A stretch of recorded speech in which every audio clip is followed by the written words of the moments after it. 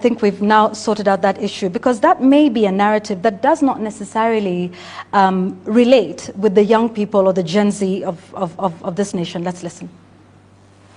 You need, Mheshimiwa, to start positioning yourself as a national leader, not as a tribal leader. And I know many people won't like what I'm saying, but it's the truth. The first mistake that has been done in this event is speaking Kikuyu.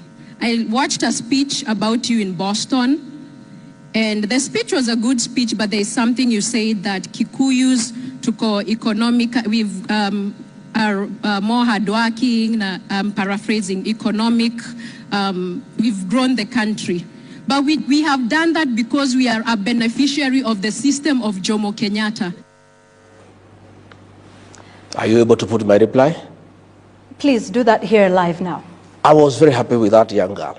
To start with, my forums were not a praise and worship session.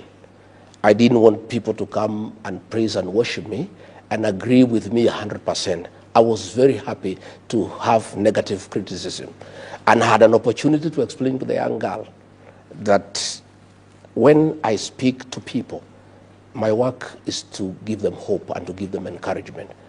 When I met some Mount Kenya people in Boston, they are business people there, I had to affirm them and say what is their place in our growth of our economy. What do you think is the place of the Mount Kenya people in the economy? They are hardworking. I said you people are hardworking. You are industrious. You are central in the Kenyan economy. And I'm very happy that the same industry I see back home is what I see here in Boston. And you must continue with that spirit.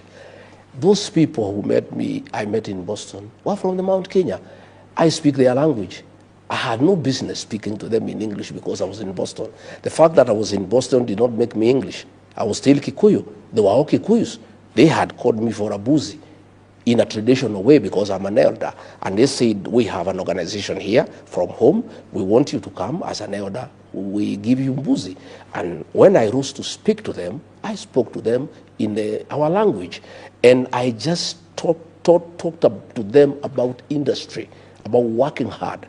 And I was very happy with what they are doing. And I told them even back at home, this community is hardworking and it plays a very central role in the economic development of our country.